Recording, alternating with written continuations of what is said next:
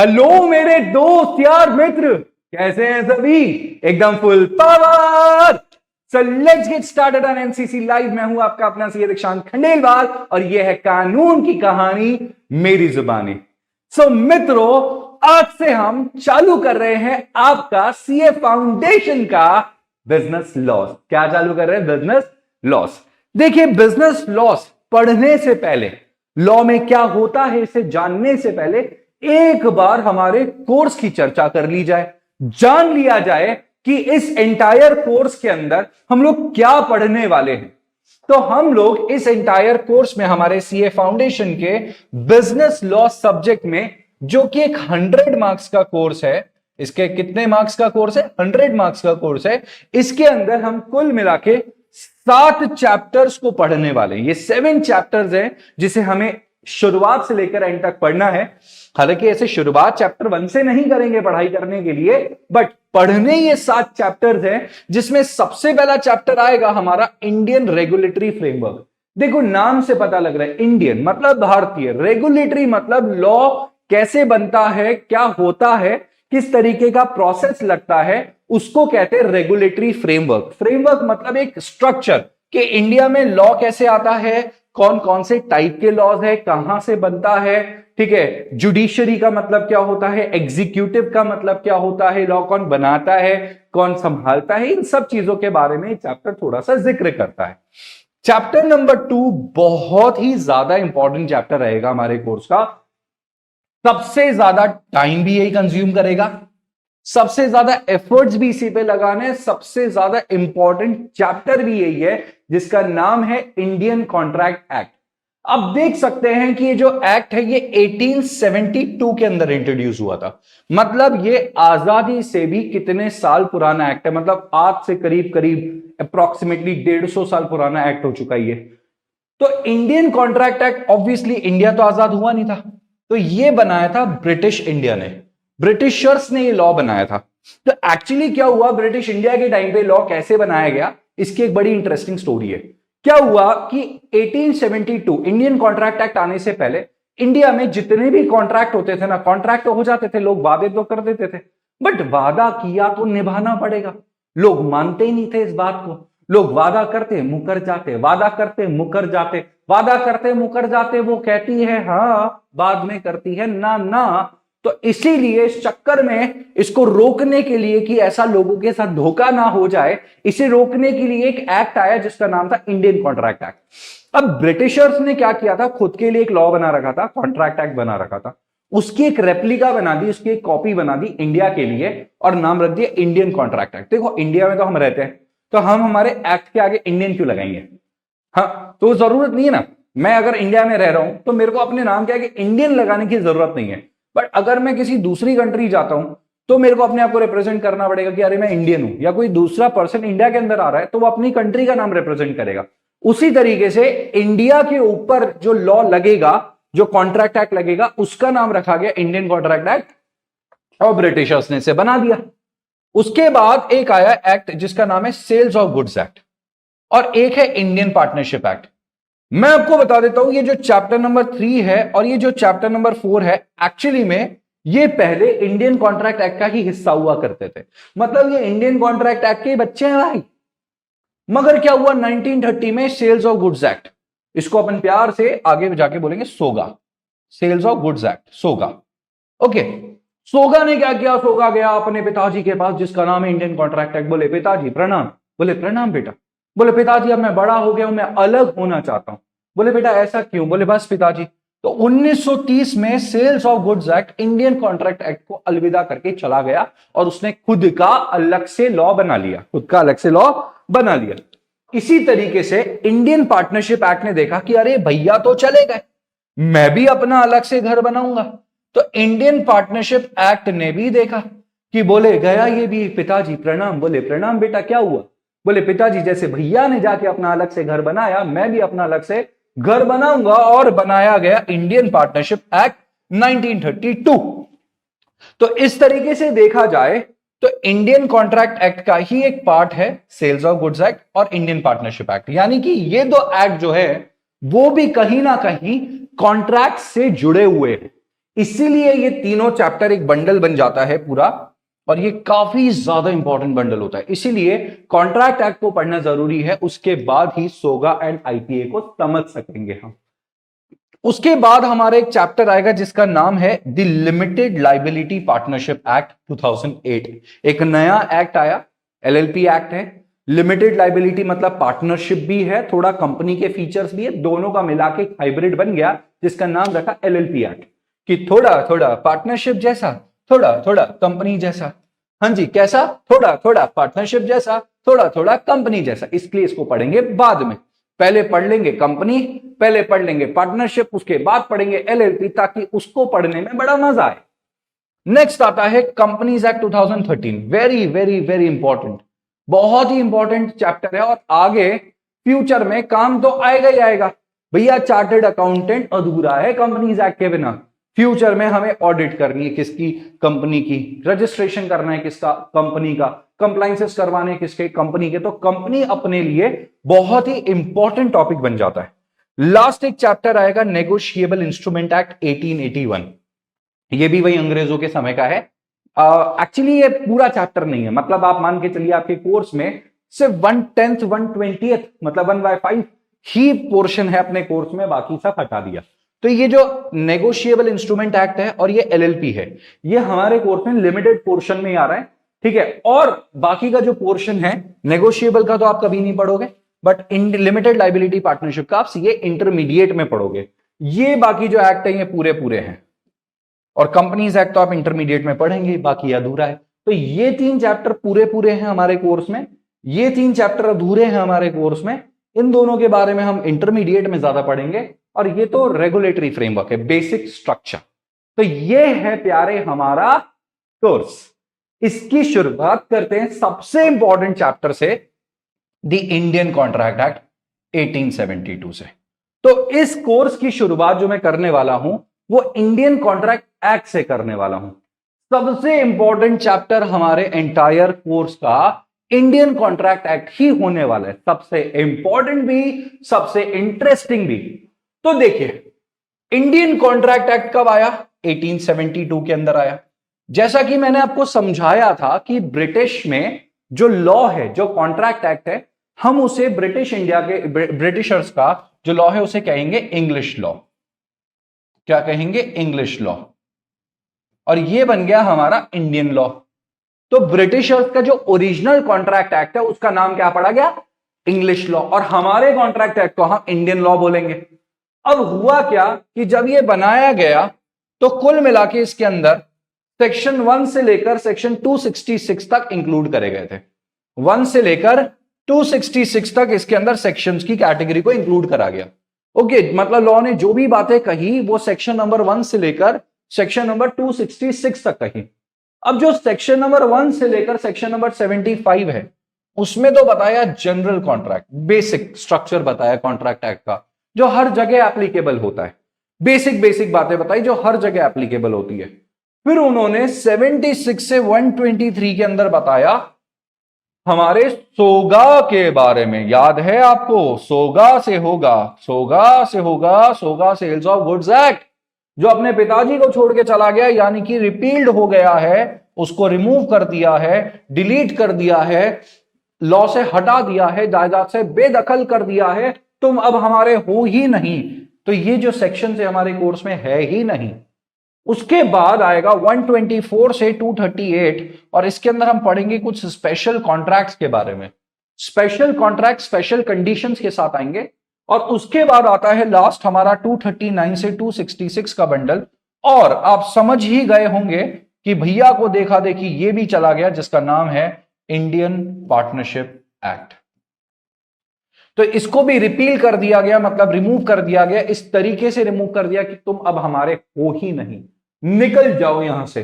सो अब हमें ओवरऑल जो कवर करना है वो सेक्शन 1 से 75 जिसको हम जनरल कॉन्ट्रैक्ट्स कहते हैं, और 124 से 238 जिसको हम स्पेशल कॉन्ट्रैक्ट कहते हैं, इसकी शुरुआत करते हैं। तो शुरुआत करने के लिए सबसे पहले हमारे सामने चैप्टर का नाम क्या है, एक्ट का नाम क्या है? Indian contract act 1872। इसके अंदर सबसे पहला क्वेश्चन हमारे दिमाग में क्या आता है कि सर ये कॉन्ट्रैक्ट क्या होते हैं। क्या आता है हमारे दिमाग में, ये कॉन्ट्रैक्ट क्या होते हैं। सबसे पहले हमारे दिमाग में ऑब्वियसली यही आएगा कि कॉन्ट्रैक्ट का मतलब क्या है। तो देखो यार, कॉन्ट्रैक्ट की कहानी को समझेंगे 2 मिनट के बाद। पहले हम कुछ बातों को जान लेते हैं। कॉन्ट्रैक्ट की बातों को समझने से पहले कुछ बातों को जानना जरूरी है। एक कहानी बताता हूं मैं आपको, है ना। क्या हुआ, एक है पिंटू। क्या नाम है, पिंटू एक नाम का एक बच्चा है। पिंटू नाम का जो बच्चा है, आप देख सकते हो ये पिंटू है।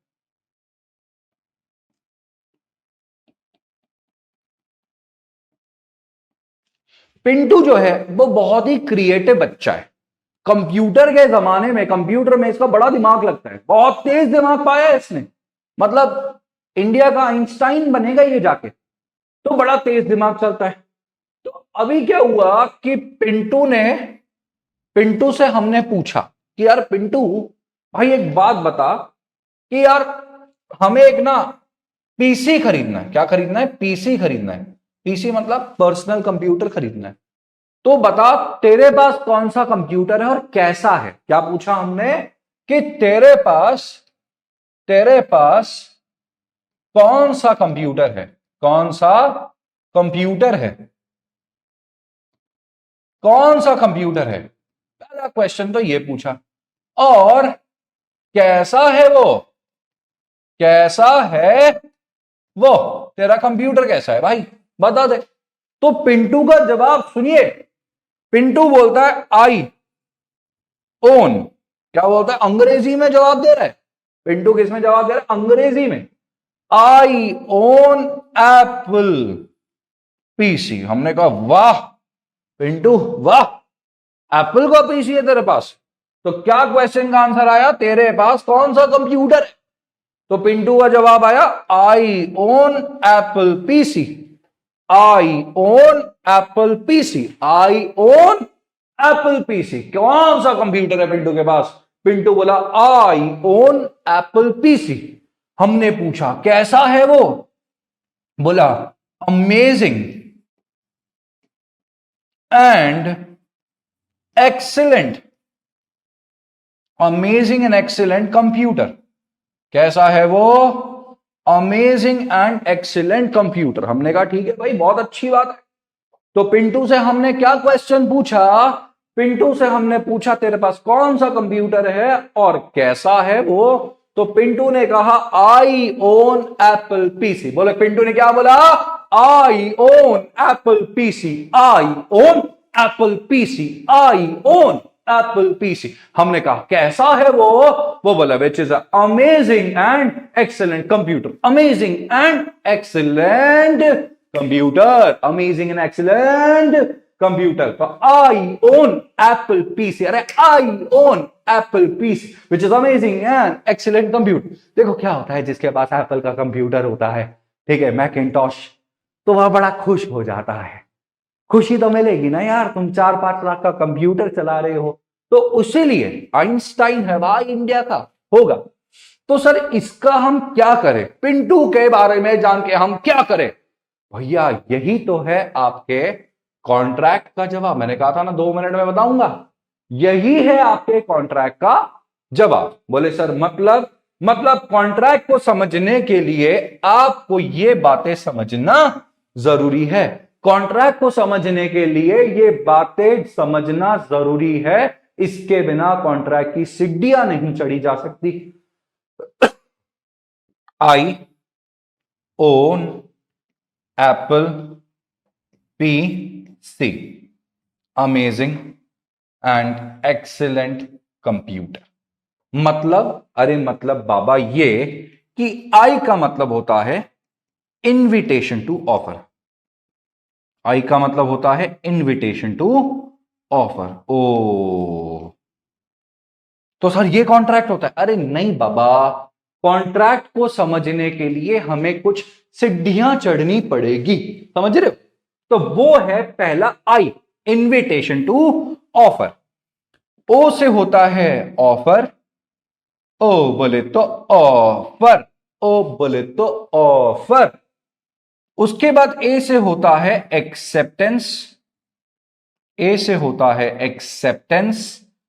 उसके बाद पी से आता है प्रॉमिस, प्रॉमिस,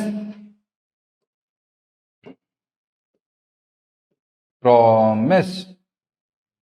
सी से आता है कंसिडरेशन, सी से आता है कंसिडरेशन, सी से क्या आता है कंसिडरेशन। सर मतलब क्या रे बाबा, बता रहा हूं ना। ए से आता है अग्रीमेंट, ए से आता है अग्रीमेंट। ई से आता है एनफोर्सिबिलिटी,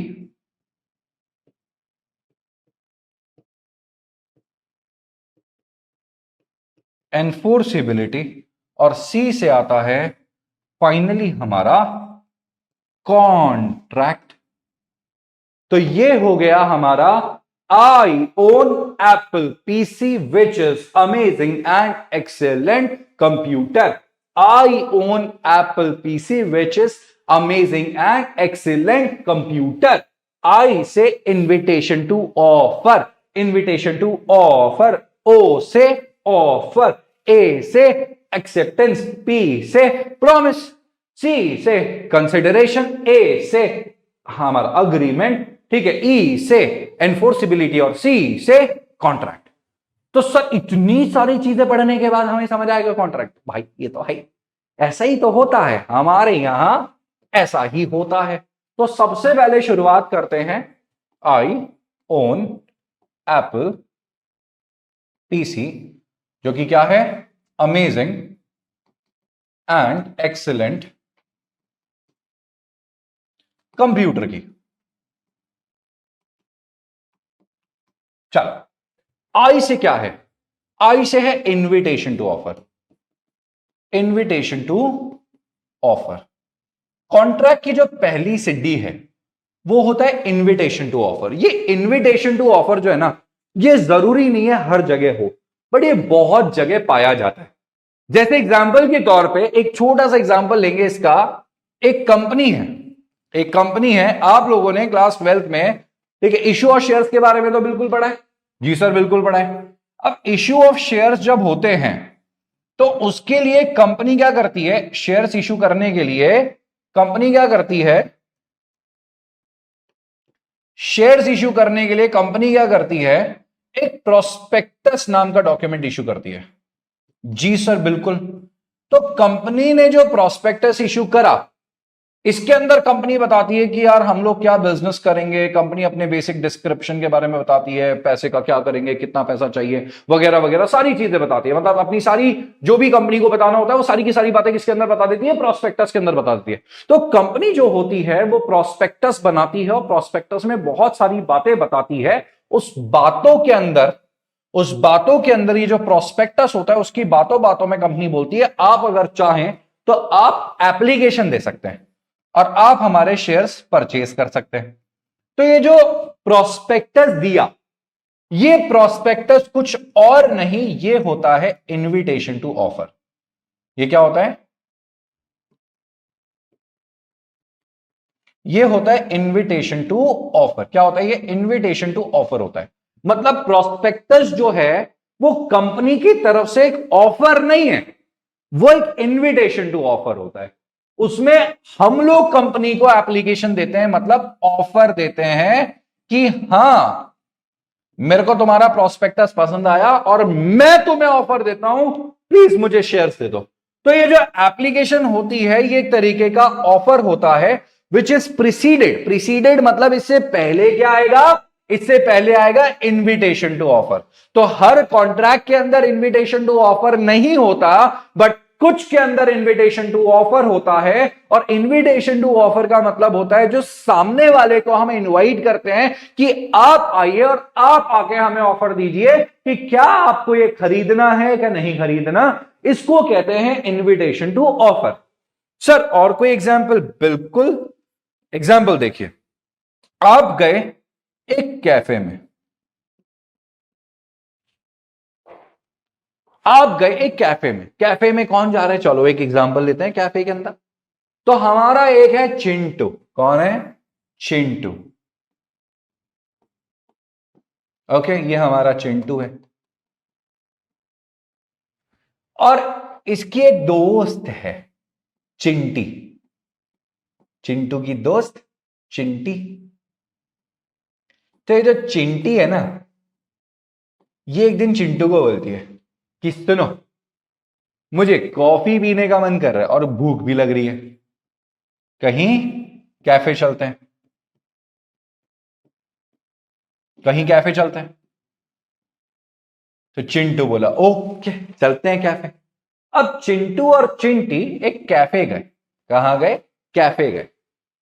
कैफे में जाके इन्होंने देखा एक मेन्यू कार्ड, किसको, मेन्यू होता है ना कैफे के अंदर, ठीक है, मेन्यू कार्ड होता है, मेन्यू देखा। उस मेन्यू के अंदर बहुत सारे ऑप्शंस थे, कॉफी के बहुत सारे ऑप्शंस थे, ठीक है, पिज्जा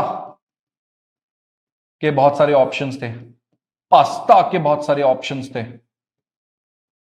बर्गर्स के बहुत सारे ऑप्शंस थे। तो ऐसे बहुत सारे ऑप्शंस थे। तो अभी क्या हुआ कि जो हमारा चिंटू है उसने क्या किया, ये मेन्यू दे दिया, ठीक है, चिंटी को, बोले तू बता क्या खाएगी क्या पिएगी बता। तो अब क्या हुआ कि इसने देखा कि बोले यार मेरे को ना एक पिंक सॉस पास्ता खाना है। क्या खाना है, पिंक सॉस पास्ता। और कॉफी पीनी है मुझे। इसने कहा कौन सी कॉफी पिएगी, बता दिए कोल्ड कॉफी पीनी है, chocolate cold coffee, chocolate cold coffee पीनी है। ओके, तो जो हमारा चिंटू है उसने वेटर को बुलाया, वेटर इधर आओ इधर आओ। वेटर आया, बोले एक तो आप पिंक सॉस पास्ता कर दो और एक आप चॉकलेट कोल्ड कॉफी कर दो और एक नॉर्मल कोल्ड कॉफी कर दो। वेटर ने कहा कि सर चॉकलेट कोल्ड कॉफी हो जाएगी, नॉर्मल कोल्ड कॉफी हो जाएगी, बट सर सॉरी टू से पिंक सॉस पास्ता नहीं हो पाएगा। हमने कहा क्यों नहीं हो पाएगा, उसने कहा सर पास्ता आज अवेलेबल ही नहीं है, पास्ता आज अवेलेबल ही नहीं है, आप बाकी पिज्जा या बर्गर में से कुछ ऑर्डर कर दो, पास्ता नहीं हो पाएगा। चिंटू को बड़ा गुस्सा है, चिंटू बोलता है तुमने कैफे क्यों ओपन करा है फिर। बोले सर कैफे तो सर खाना खिलाने के लिए, तो तुम तो खाना ही ऑफर नहीं कर रहे, गलत बात है, मैं तुम पे केस कर दूंगा। बोले सर केस क्यों करोगे, बोले क्योंकि तुमने कैफे ओपन करा, तुमने मेन्यू दिया, मेन्यू है ऑफर, और हमने आके ऑफर को एक्सेप्ट कर लिया और वादा किया तो निभाना पड़ेगा, ये तो हमारी तरफ से एक प्रॉमिस हो गया, वादा हो गया, निभाना पड़ेगा। बोले सर क्या आपने क्लास मिस कर दी थी क्या। बोले क्यों, बोले आप पढ़े होते तो आपको पता लगता कि जो कैफे का मेन्यू होता है ना वो ऑफर नहीं होता, वो एक इनविटेशन टू ऑफर है। हम आपको इनवाइट कर रहे हैं कि आप आइए, मेन्यू देखिए, जो पसंद आए वो ऑफर करिए। अगर सर हमारे पास हुआ तो हम बनाएंगे, नहीं तो सॉरी बोल देंगे। बोले ओ, तो यानी कि जो कैफे का मेन्यू होता है वो क्या होता है, इनविटेशन टू ऑफर होता है। इसके अलावा हमने क्या जाना कि जो प्रोस्पेक्टस होता है वो भी क्या होता है, इनविटेशन टू ऑफर होता है। इसको इनविटेशन टू ऑफर कहते हैं। क्या कहते हैं, इनविटेशन टू ऑफर। इस इनविटेशन टू ऑफर के बाद आता है ऑफर। क्या आता है, इसके बाद आता है हमारा ऑफर। तो नेक्स्ट आता है हमारा ऑफर। नेक्स्ट आता है हमारा ऑफर। अब ऑफर का मतलब क्या होता है, ऑफर का मतलब है, देखिए जरा, ये है हमारा, आपको तो पता ही है हमारा चिंटू है ये, ओके, पर सर वहां तो चिंटू अलग लिख रहा था, अलग लग रहा था, यहां चिंटू अलग, ये बचपन का चिंटू है भाई। और ये कौन है, ये है इसकी चिंटिया। बाल देख रहे इसके, क्या जुल्फे लहरा रही है। ओके, तो अभी क्या हुआ कि एक दिन चिंटू जो है वो चिंटी के पास पहुंचा और पहुंच के बोलता है कि हम तुम्हें बहुत पसंद करते हैं, क्या तुम हमसे शादी करने के लिए तैयार हो, will you marry me, will you marry me. तो इसको, ये क्या है? ये एक तरीके का ऑफर है। ये क्या है? ऑफर है। मतलब जब हम सामने वाले को एक ऑप्शन देते हैं, कोई चीज बोलते हैं, एक विलिंगनेस एक्सप्रेस करते हैं, विलिंगनेस एक्सप्रेस करते हैं कि तू बोले तो मैं काम कर दूंगा, तू बोले तो काम रोक दूंगा, छोड़ दूंगा, इसको कहते हैं ऑफर। कि क्या तू मेरे से शादी करने के लिए तैयार है, ऐसा हमारा चिंटू ने चिंटी को बोला, तो ये क्या बन जाएगा? ये बन जाएगा ऑफर। क्या बन जाएगा? ऑफर। और एग्जाम्पल्स लेते हैं इसके। एग्जाम्पल देखिए भैया, और एग्जाम्पल देते हैं। एक है हमारा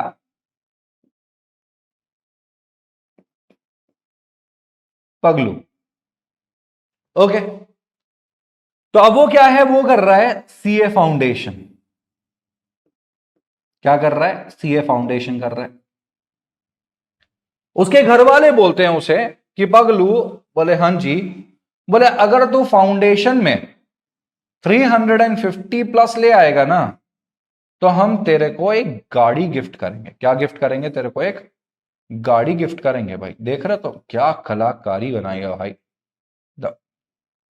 बोले तेरे को एक गाड़ी गिफ्ट कर देंगे, फिर तू अपने इंटरमीडिएट की ट्यूशन पढ़ने गाड़ी में ही जाना। तो पगलू बोलता है हाँ ठीक है, सही बात है। तो जैसे ही घर वालों ने इसे ऑफर दिया, पगलू ने बोला कि ओके। पगलू ने क्या कहा? ओके। घर वालों की बातों में आ गया बेचारा मासूम। तो यहां पे क्या देखा हमने कि जब आप सामने वाले को कोई ऑप्शन देते हो, आप विलिंगनेस एक्सप्रेस करते हो कि क्या तुम ये काम कर दोगे या क्या हम ये काम कर दे, ऐसी कंडीशन को ऑफर कहा जाता है। क्या कहा जाता है? ऑफर कहा जाता है। एक एग्जांपल और देता हूं मैं आपको इसका ऑफर का। एक है अपना मिस्टर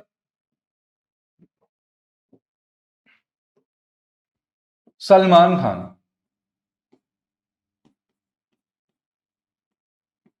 ठीक है, एक है मिस्टर सलमान खान और एक है मिस्टर विवेक, मिस्टर विवेक ओबरॉय। ठीक है, एक है सलमान खान और एक है मिस्टर विवेक ओबरॉय। सलमान खान ने बोला विवेक ओबरॉय को कि विवेक, मेरे पास एक गाड़ी है, मेरे पास एक गाड़ी है। थोड़ी अजीब गाड़ी हो गई। बोले मेरे पास एक गाड़ी है। बोले सर क्या गाड़ी बनाए हो सर, थोड़ा खिड़की भी बना देते हैं। Okay okay. बोले मेरे पास एक गाड़ी है। बोले विंटेज कार है। क्या है? Vintage car. मर्सिडीज की विंटेज कार है। ये मर्सिडीज का लोगो भी बना हुआ है इस पे। ये मर्सिडीज की विंटेज कार है। क्या है? Vintage car.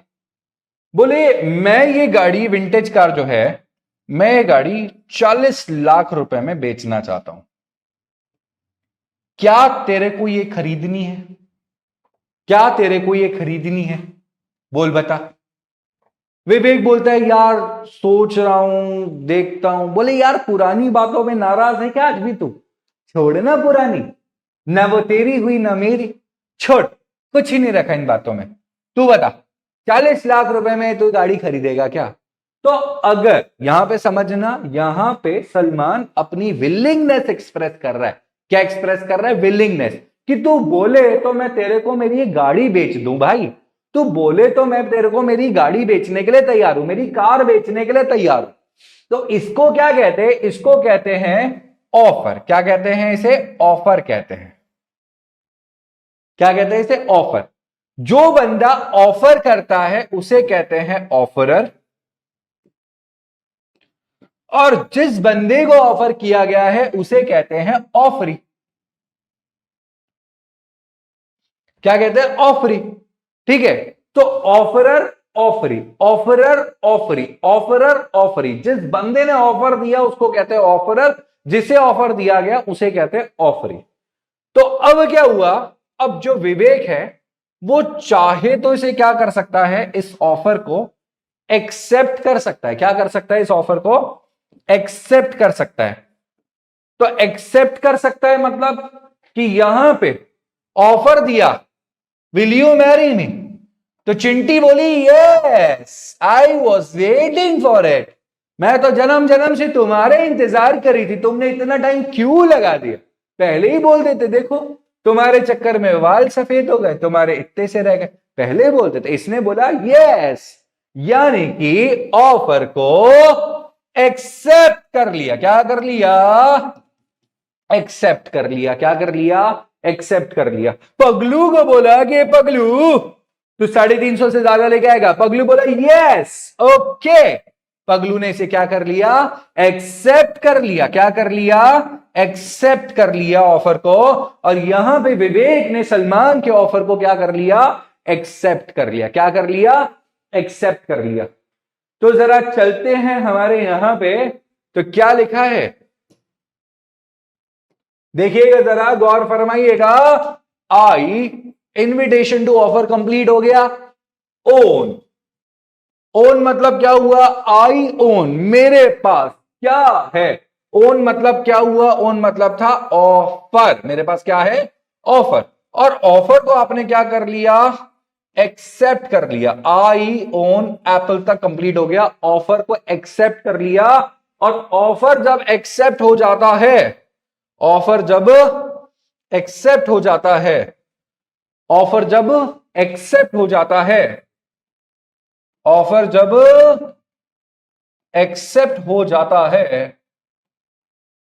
एक्सेप्ट हो जाता है, तो वो प्रॉमिस बन जाता है। क्या बन जाता है? प्रॉमिस बन जाता है, मतलब वादा। वादा किया तो निभाना पड़ेगा भैया। क्या बन चुका है? वादा बन चुका है, प्रॉमिस बन चुका है। धीरे धीरे हम हमारे कदम बढ़ाते हुए चल रहे हैं, कहां की तरफ? हमारे कॉन्ट्रैक्ट की तरफ। हमारा लक्ष्य क्या है? कॉन्ट्रैक्ट। कॉन्ट्रैक्ट के लिए हमें क्या करना पड़ रहा है? ऑफर से पहले क्या आ रहा है? Invitation to offer. Invitation to offer से आया हमारा ऑफर, ऑफर से आया हमारा ऑफर, प्लस आया हमारा एक्सेप्टेंस। और ऑफर को जैसे ही एक्सेप्ट कर लिया, क्या बन जाएगा ये? प्रॉमिस। क्या बन जाएगा ये? प्रॉमिस। अब समझो एक बात, क्या हुआ, एक एग्जांपल समझते हैं ना।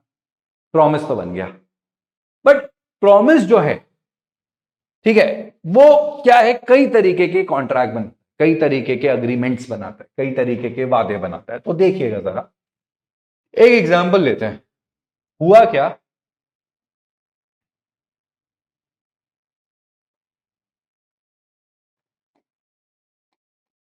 एक है हमारा रणबीर।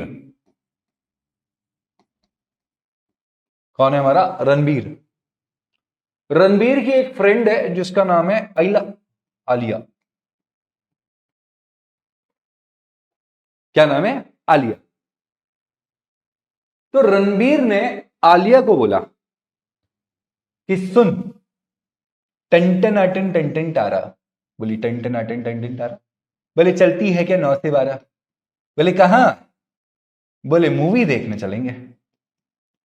बोले क्या करने चलेंगे? मूवी देखने चलेंगे। तो आलिया ने बोला ओके। तो रणबीर ने किया ऑफर और आलिया ने किया उसे एक्सेप्ट। आलिया ने किया उसे एक्सेप्ट। तो एक्सेप्टेंस देते ही वो क्या बन जाएगा? प्रॉमिस बन जाएगा। क्या बन जाएगा? प्रॉमिस बन जाएगा भाई। क्या बन जाएगा? प्रॉमिस बन जाएगा। अब ये लोग मूवी देखने चले गए। ओके, मूवी देख ली इन्होंने, बहुत अच्छी बात है। मूवी देख ली, बहुत अच्छी बात है। ठीक है, बोले कौन सी मूवी देखने चलेंगे? बोले ब्रह्मास्त्र देखने चलते हैं। ठीक है, तो मूवी देख ली इन्होंने, अच्छी बात है। बट अगर इमेजिन करो, इमेजिन करो कि एक छोटी सी सिचुएशन में ट्विस्ट लेके आते हैं। ट्विस्ट क्या है? रणबीर ने आलिया को ऑफर देने से पहले रणबीर ने क्या किया?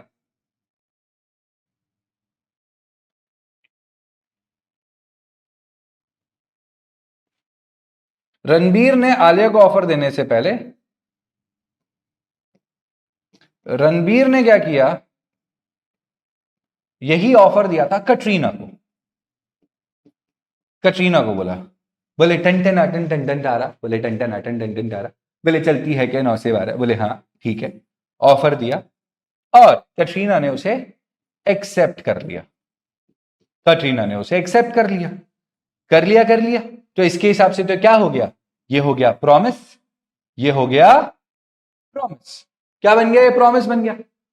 तो अब इन्होंने डिसाइड करा कि हम लोग 25 को मूवी जाएंगे। कब जाएंगे मूवी, 25 को। रणबीर बड़ा खुश था, ठीक है, बोले 25 को अपन मूवी देखने चलेंगे। बोली ठीक है चलेंगे, पक्का चलेंगे। 25 को जब इन्होंने डिसाइड करा मूवी देखने के लिए, अब हुआ क्या, मूवी देखने के लिए थिएटर पहुंच गया रणबीर, और रणबीर वेट कर रहा है कटरीना का। और रणबीर ने देखा कटरीना तो किसी विक्की के साथ मूवी देखने जा रही है, कटरीना तो किसी विक्की के साथ मूवी देखने जा रही है। रणबीर को बड़ा दुख हुआ, भाई गलत बात। रणबीर ने कहा कटरीना को, वहीं पे चिल्लाए, कटरीना मैं तेरे पे केस कर दूंगा। बोले क्यों कर देगा, बोले मैंने तेरे को ऑफर दिया। बोले दिया, बिल्कुल। तूने उसे एक्सेप्ट किया। बोले बिल्कुल किया। वो अपने बीच में प्रॉमिस बन गया। बोले प्रॉमिस बन गया, बिल्कुल बिल्कुल बन गया। तो मैं तेरे पे केस कर दूंगा। बोले नहीं कर सकता। बोले क्यों नहीं कर सकता, क्योंकि केस आप सिर्फ कॉन्ट्रैक्ट के लिए कर सकते हैं, कॉन्ट्रैक्ट नहीं तो केस नहीं। ये जो आपने केस देखा, ये एक तरीके का फ्रेंडशिप में करा हुआ अग्रीमेंट है। इसको हम सोशल अग्रीमेंट कहते हैं। क्या कहते हैं, सोशल अग्रीमेंट कहते हैं। क्या कहते हैं, सोशल अग्रीमेंट कहते हैं। और सोशल अग्रीमेंट अगर तुम पूरा नहीं करते तो नहीं करते, कोई बात नहीं। बट अगर तुम्हारा सोशल अग्रीमेंट ना हो के, एक एग्जाम्पल के तौर पे रणबीर ने क्या किया, एक मूवी साइन कर दी, एक प्रोड्यूसर के साथ में, प्रोड्यूसर के साथ में एक मूवी साइन कर दी, उन्हें डेट्स फिक्स करवा दी, मूवी की शूटिंग स्टार्ट करवा दी। और शूटिंग स्टार्ट करने के बाद रणबीर पलट गया, बोले मैं नहीं कर रहा मूवी, मना कर दिया। ही सेड नो, मैं नहीं कर रहा। तो यहां पे क्या हमारा प्रोड्यूसर केस कर सकता है रणबीर के ऊपर? तो अब सुनो, ऑफर था, रणबीर के पास ऑफर आया, भाई मूवी करेगा। इसने कहा एक्सेप्टेंस दे दी, बोले यस। तो इनके बीच में क्या हो गया, इनके बीच में हो गया प्रॉमिस। क्या हो गया, प्रॉमिस। बट इस प्रॉमिस के साथ में क्या ये रणबीर ये मूवी फ्री में कर रहेगा, बताओ?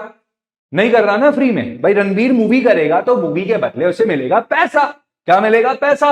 उस पैसे को कहते हैं कंसिडरेशन। क्या कहते हैं, कंसिडरेशन। कंसिडरेशन का मतलब होता है आसान भाषा में, इसमें मेरा क्या फायदा। लॉ इसे बोलता है क्विड प्रो क्यो। लॉ इसे अपनी भाषा में बोलता है क्विड प्रो क्यो। क्या क्विड प्रो क्यो, क्या क्विड प्रो क्यो, क्या क्विड प्रो क्यो, अरे क्या क्विड प्रो क्यो, क्या क्विड प्रो क्यो, क्या क्विड प्रो क्यो, क्विड प्रो क्यो। ऐसे स्क्विड गेम जैसा लग रहा है ना, क्विड प्रो क्यो क्या, क्विड प्रो क्यो क्या। तो क्या बोलते हैं इसे, क्या क्विड प्रो क्यो, क्विड प्रो क्यो। इसमें मेरा क्या फायदा, इसमें मेरा क्या फायदा, इसको कहते हैं कंसिडरेशन। तो भैया किसी भी कॉन्ट्रैक्ट को अप्रूव करने के लिए, वैलिड बनाने के लिए, उसमें कंसिडरेशन का होना जरूरी है। बिना कंसिडरेशन के कॉन्ट्रैक्ट फ्री हो जाता है। तो कॉन्ट्रैक्ट कोई क्यों करेगा यार बिना कंसिडरेशन के, मतलब बिना बात के कोई मेहनत क्यों करेगा, कोई मूवी क्यों करेगा। तो इसके अंदर कंसिडरेशन का होना जरूरी है। क्या जरूरी है, कंसिडरेशन का होना जरूरी है। किसी भी कॉन्ट्रैक्ट को वैलिड बनाने के लिए कंसिडरेशन का होना जरूरी होता है। जैसे हमारे प्रीवियस एग्जाम्पल में हमने देखा कि सलमान खान ने जब विवेक ओबरॉय को बोला कि क्या तू मेरी गाड़ी खरीदेगा, तो 40 लाख रुपए में ये अपनी विंटेज कार बेचने के लिए तैयार है। एक्सेप्टेंस के बाद यहां पे जो 40 लाख रुपए है, ये है कंसिडरेशन। और इसमें दोनों पार्टीज का फायदा होना चाहिए, दोनों पार्टीज को फायदा मिलना चाहिए। बोले मतलब मिस्टर विवेक को फायदा मिल रहा है गाड़ी का, तो मिस्टर विवेक के लिए कंसिडरेशन हो जाएगी ये गाड़ी। इसको फायदा मिल रहा है इसका, तो इसके लिए कंसिडरेशन हो जाएगी गाड़ी। और सलमान खान को मिल रहे 40 लाख, तो इसके लिए कंसिडरेशन हो जाएगा। तो इसमें दोनों पार्टीज का कोई ना कोई मॉनेटरी बेनिफिट, बोले कौन सा बेनिफिट? मॉनेटरी बेनिफिट होना चाहिए, पैसों का बेनिफिट होना चाहिए, पैसों से रिलेटेड बेनिफिट होना चाहिए। जरूरी नहीं है कि वो पैसा ही हो, बट वो मॉनेटरी टर्म्स में कैलकुलेट किया जा सके, जिसे उसे कहते हैं कंसिडरेशन। बोले सर हर चीज पैसे से नहीं तोली जाती, मगर कॉन्ट्रैक्ट एक्ट में तो करा जाता है बेटा। तो क्योंकि यहां पे कोई कंसिडरेशन नहीं था, क्या नहीं था यहां पे? No consideration was there, no consideration was there, no consideration was there. तो इसीलिए ये सोशल कॉन्ट्रैक्ट बन पाए, इसीलिए ये प्रॉपर कॉन्ट्रैक्ट नहीं बन पाए। मतलब कॉन्ट्रैक्ट तो भी बने भी नहीं है, बट ये तो कंसिडरेशन तक ही नहीं पहुंचे, स्टेप सीढ़ियों से चढ़ भी नहीं पाए, नीचे ही गिर गए। तो यानी कि अपन ने क्या देखा कि रणबीर ने अगर मूवी के लिए मना कर दिया तो प्रोड्यूसर का भी नुकसान, रणबीर का भी नुकसान, वो रणबीर पे केस कर सकते हैं। रणबीर को मिलेगी मूवी के लिए कंसिडरेशन, पैसा मिलेगा, और प्रोड्यूसर के लिए वो काम कर रहा है तो प्रोड्यूसर उस मूवी को बेच के पैसा कमाता। यानी कि दोनों का इसमें क्या हो रहा है? फायदा हो रहा है। तो जब इनविटेशन टू ऑफर आया, क्या आया? Invitation to offer. अरे इनविटेशन टू ऑफर आया, उससे बना ऑफर, ऑफर को किया आपने एक्सेप्ट, तो offer when accepted becomes a promise. Promise में लगाया अपन ने कंसिडरेशन, और कंसिडरेशन आते ही यह बन जाएगा अग्रीमेंट। क्या बन जाएगा? अग्रीमेंट बन जाएगा। क्या बन जाएगा? अग्रीमेंट बन जाएगा। क्या बन जाएगा?